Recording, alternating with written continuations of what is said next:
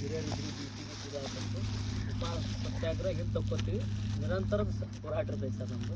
ಯಾಕಂದ್ರೆ ಅನಿವಾರ್ಯ, ಯಾಕಂದ್ರೆ ನಿಮಗೂ ಕೂಡ ನಾವು ಗೌರವ ಒಪ್ಪಿಸ್ತೀವಿ. ಯಾಕಂದ್ರೆ ನಮ್ಮ ಸಂಬಂಧ ಇಷ್ಟೆಲ್ಲ ಅಧಿಕಾರಿಗಳು 15 ಜನ ಕೂತರು ಕೂಡ ಅವ್ರು ಬರ್ದೇ ಹೋದ್ರೆ ನೀವೆಲ್ಲ ಕರೆಸಿದ್ರಿ. ನಿಮ್ಗೆ ಮೊದಲ ತಾಲೂಕು ಆಡಳಿತಕ್ಕೆ ತಮಗೆಲ್ಲ ಧನ್ಯವಾದಗಳು. ಯಾಕಂದ್ರೆ ಏನಾಗಿರ್ತದೆ, ನಿಜವಾಗ್ಲೂ 15 ವರ್ಷದಿಂದ ಭಾಳ ಸಾಕಷ್ಟು ಅನುಭವ ಹೊಂದಿದೆ ಸರ್. ನಿಜವಾಗ್ಲೂ ಅಲ್ಲಿ ಹುಟ್ಟಿ ಬೆಳೆದಾಗಿ ಏನಾಗಿದೆ ಪರಿಸ್ಥಿತಿ ಆಗೈತಿ. ಈಗ ನಮ್ಮ ಸರ್ಕಾರದಿಂದ ಇಲ್ಲಿ ಒಂದು ಮಟ್ಟಕ್ಕೆ ಬಂದೈತಿ. ಆದ್ರೆ ಅದು ಪೂರಾ ನಮಗೆ ಸಿಗ್ತೈತೆ ಅಂತಕ್ಕಂಥ ಆಶಾಭಾವನೆ ಐತಿ. ಉಪವಾಸ ಏನು ಮಾಡ್ಯಾರ ಹಿರಿಯರಿಗೆ ಇವತ್ತಿನಿಂದ ಉಪವಾಸ ಸತ್ಯಾಗ್ರಹ ವಾಪಸ್ ತಕ್ಕೊಂಡು ಒಂದು ನಾವು ನಿಮ್ಗೆ ಗೊತ್ತದೆ. ಯಾಕಂದ್ರೆ ಯಾವುದೇ ರೀತಿಯಾಗಿ ನಾವು ಹಿಂಸಕರ ಘಟನೆ ಆಗ್ತಕ್ಕಂಥ ವಿಚಾರ ಇಲ್ಲಿ ಮಾಡಂಗಿಲ್ಲ. ದಯಮಾಡಿ ಆಗಲೇ ಹಲೋ ದಯಮಾಡಿ ಆಗಲೇ ನಮ್ಮ ರೈತರು ಸ್ವಲ್ಪ ಆಕ್ರೋಶವಾದ್ರೆ, ಯಾಕಂದ್ರೆ ಅವ್ರು ಸಂಕಷ್ಟದಿಂದ ಆದರೂ ನಾವು ನಮ್ಮ ರೈತರ ಪರ ನಮಗೆ ಕ್ಷಮೆ ಕೇಳ್ತೀವಿ. ಯಾಕಂದ್ರೆ ಅವ್ರಿಗೆ ಅವ್ರ ಕಷ್ಟ ಏನಂತಂದ್ರೆ ಅವ್ರಿಗೆ ಗೊತ್ತು, ಅವ್ರು ಏನಂತ ಗೊತ್ತಿಲ್ಲ. ಅದಕ್ಕೆ ದಯಮಾಡಿ ನಾವು ಉಪವಾಸ ಸತ್ಯಾಗ್ರಹ ವಾಪಸ್ ತಗೊಂಡು ನಾವು ನಿರಂತರ ಹೋರಾಟವನ್ನು ಮಾಡ್ತೀವಿ. ಇನ್ನೂ 2 ದಿನ ಅವ್ರು ಕಾಲಾವಕಾಶ ಕೊಡ್ತೀವಿ ಸರ್. ದಯಮಾಡಿ ಅವ್ರು 2 ದಿನ ಕಾಲಾವಕಾಶಗಳು ಕೊಡ್ತೀವಿ.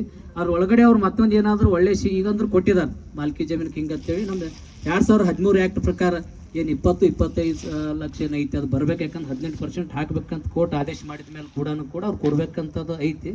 ಅವರು ಕಾನೂನು ಪ್ರಕಾರ ಅವ್ರು ಹೋರಾಟ ಮಾಡಲಿ, ನಾವು ಶಾಂತ ರೀತಿಯಾಗಿ ನಮ್ಮ ಒಂದು ಪರಿಹಾರ ಸಿಗೋವರೆಗೆ ನಾವು ಇರ್ತೀವಿ ಅಂತೇಳಿ ತಮ್ಮ ಮೂಲಕ ನಾವು ಕೇಳ್ಕೊತೀವಿ. ನನ್ನಿಂದ ಬೇಜಾರೇನಿಲ್ಲ. ನಾವು ರೈತರ ಮನೆ ಇರೋದ್ರಿಂದ ನಮ್ಮ ತಂದೆಯವರಾಗಿರ್ಬೋದು, ಅವರಾಗಿರ್ಬೋದು, ಎಲ್ಲ ನಾವು ಒಂದು ಕುಟುಂಬ ಇದ್ದಂಗೆ. ಅದೇನು ನಾನೇನು ಬೇಜಾರು ಮಾಡ್ಕೊಂಡಂಗಿಲ್ಲ. ಆದರೆ ನೀವು ಮಾಡಿರಿ, ಎಷ್ಟು ದಿನ 15 ದಿನ ಗಟ್ಟಲೆ ಮಾಡಿರಿ. ಆ ಒಂದು ಸ್ಪಂದನೆಗೆ ಅವರು ಬಂದು ಸ್ವೀಕಾರ ಮಾಡ್ಯಾರ. ಈಗ ನಮಗೇನಪ್ಪ, ಅಧಿಕಾರಿಗಳು ಬಂದೂ ಕೂಡ ಇದು ಸತ್ಯಾಗ್ರಹ ಮುಂದುವರೆದೈತೆ ಅಂದ್ರೆ ಇದು ಮೊಟಕ್ಕೆ ಹೋಗ್ತೈತಿ ಅಥವಾ ಸಮಸ್ಯೆ ಪರಿಹಾರ ಆಗಿಲ್ಲ ಅನ್ನೋದೊಂದು ಮೆಸೇಜ್ ಕೊಡ್ತಾರೆ. ಆ ಕಾರಣಕ್ಕೋಸ್ಕರ ಕೊಟ್ಟಿರಲ್ಲ. ಈಗ ಆಗಲಿಲ್ಲ ಅಂದ್ರೆ ನಾವು ಮಾಡೋಣ ಅಂತ ನಾನೇ ಹೇಳ್ಬಿಟ್ಟಿನಿ ಆಗಲೇ. ಈ ಸತ್ಯಾಗ್ರಹ ನಾವು ರೈತರು ಎಂದು ನಮ್ಮ ಮನೆಯನ್ನು ಸೋಮು ಮಾಡಿದ, ಎಲ್ಲೇ ಸೋಮು ಮಾಡಿದ. ನಾವು ಕೂಡ ಅಲ್ಲಿ ಎಲ್ಲ ರೀತಿ ಸ್ಪಂದನೆ ಮೇಲೆ ಲೆಟರ್ ಕೊಡಿಸ್ಯಾರ. ಅವ್ರು ಆಗಲಿಲ್ಲ ಅಂದ್ರೆ ಅವ್ರು ಏನು ಮಾಡ್ಬೇಕಂತ ಅವರೇ ಓಪನ್ ಆಗಿ ಹೇಳ್ಯಾರ. ನಾವು ಮಾಡತ್ತೀವಿ ಅಂತಂದ್ರೆ ನಾವು ಅದಕ್ಕೇನು ಬೇಡನೂ ಅಂದಿಲ್ಲ. ಅದಕ್ಕೆ ನಿಮ್ಮದು ಕೂಡ ನಾವೇನು ನಿಮ್ಮ ಪ್ರತಿಭಟನೆ ಆಗಲಿ ಸತ್ಯಾಗ್ರಹ ಆಗಲಿ ಇದನ್ನು ಪ್ರತಿಭಟನೆ ಮಾಡಿದ್ರೆ ನಾವು ಯಾವತ್ತೂ ನಾವು ಇದನ್ನು ಮೊಟಕುಗೊಳಿಸುವಂಥ ಕೆಲಸ ಮಾಡೋದು. ಶಿವಾನಂದ ಅವರು ಒಂದೇ ದಿವಸ ನಮ್ಮ ಆಫೀಸಿಗೆ ಬಂದಾಗ ನಾವು ಯಾವುದೇ ಒಂದು ಪ್ರಶ್ನೆ ಮಾಡದೇ ನಾವು ಪರ್ಮಿಷನ್ ಕೊಟ್ಟೆ ಮಾಡಿರಿ ಅಂತ ಹೇಳಿದ್ವಿ. ತಹಸೀಲ್ದಾರ್ ಕೂಡ ಅವರು ಯಾವುದೇ ಹಿಂದೆ ಮುಂದೆ ನೋಡಿದೆ ಕೊಟ್ಟರೆ ನಾವು ನಿಮ್ಮ ಸ್ಪಂದನೆ ಯಾವಾಗಲೂ ಇರ್ತೇವೆ. ಈ ಸ್ಟ್ರೈಕು ನೀವು ಇವತ್ತು ಈಗ ಮೇಡಮ್ ಅವ್ರು ತೊಗೊಂಡು ಹೋಗ್ಯಾರ, ಅವರೊಂದು ಕಾಲಾವಕಾಶ ಕೇಳ್ಯಾರ. 1 ವಾರದಾಗ ಅಥವಾ 10 ದಿನದಾಗ ಏನು ಮಾಡ್ತಾರೆ ನೋಡೋಣ. ಅವ್ರು ಒಂದು ಏನೋ ಮಾಡೋದೇ ಇತ್ತಪ್ಪ ಅಂದ್ರೆ ನಾವು ಮಾಡೋದು ಐತೆ ಸರ್ ಪರ್ಮಿಷನ್ ಕೊಡ್ತಾರೆ, ಅವ್ರು ಕೊಡಿಸ್ಲಿಕ್ಕೆ ನಾನು ಹೇಳಿ ಕೊಡಿಸ್ತೀನಿ. ಇದನ್ನು ನಮಗೆ ನೀವು ಬೆಲೆ ಕೊಟ್ಟು ಅಥವಾ ನಮ್ಮ ಸಹಕಾರ ಮಾಡಿರಿ ಅಂತ ನಾವು ನಿಮ್ಗೆ ರಿಕ್ವೆಸ್ಟ್ ಕೇಳ್ತೇವೆ ಅಂತ ನಮ್ಮಿಂದ ಆಸೆ. ಇನ್ನೊಂದು ಏನೈತ್ರಿ, ಈಗ ಧಾರವಾಡದಾಗ ಇದೇ ರೀತಿನೇ ನಾವು ಸತ್ಯಾಗ್ರಹ ಮಾಡಿದ್ದೈತ್ರಿ. ಅವಾಗ ಇದೇ ರೀತಿನ ಆಶ್ವಾಸನೆ ಕೊಟ್ರಿ, ವರ್ಷಕ್ಕೆ ಹಾಕ್ಪತ್ರಿ. ಇನ್ನೂ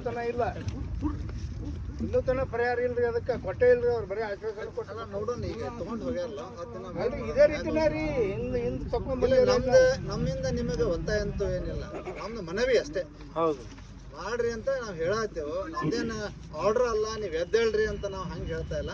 ನಮ್ಮ ಸ್ಪಂದನೆ ಮಾಡ್ರಿ, ಕರ್ಸಿದ್ದಕ್ಕೆ ನಮಗೊಂದು ಸ್ಪಂದನೆ ಆಗಲಿ ಅಂತ ಹೇಳ್ತೇವೆ. ನೀವು ಮಾಡತ್ತೀನಿ ಅಂತಂದ್ರೆ ನಮ್ದೇನು ಸ್ಟಾಪ್ ಮಾಡ್ರಿ ಹೋಗ್ರಿ ಗೆತ್ಕೊಂಡವ್ರಿ ನಾವು ಆ ರೀತಿ ಹೇಳ್ತಾ ಇಲ್ಲ. ಶಾಂತ ರೀತಿಯಿಂದ ಮಾಡತ್ತಾರೆ ಮಾಡ್ರಿ ಅಂತಾನೆ ಹೇಳ್ತೇವೆ. ಆದ್ರೆ ಕೊಟ್ಟೆವು ಅನ್ನೋದಕ್ಕೆ ಅವ್ರು ಬಂದಾರ ಅನ್ನೋದಕ್ಕೆ ಒಂದು ಸ್ಪಂದನೆ ಮಾಡ್ರಿ. ಆದ್ರೆ ನಮ್ಮ ಬಂದಿದ್ದಕ್ಕೆ ಇದೊಂದು ಮೊಟ್ಟಕೊಂಡೈತಿ. ಮಾಡಲಿಲ್ಲ ಅಂದ್ರೆ ಮತ್ತೆ ಮಾಡ್ತಾರೆ ಅನ್ನೋದು ಅವ್ರಿಗೂ ಒಂದು ಭಯ ಐತಿ. ಹೇಳಿಬಿಟ್ರಿ ನೀವು ಆಲ್ರೆಡಿ. ಇದು ಆಗಲಿಲ್ಲ ಅಂದ್ರೆ ಮುಂದಿನ ಹೋರಾಟ ಅಂತ ಏನು ಅನ್ನೋದು ಅವ್ರಿಗೆ ಮೆಸೇಜ್ ಕೊಟ್ಟಿರಿ.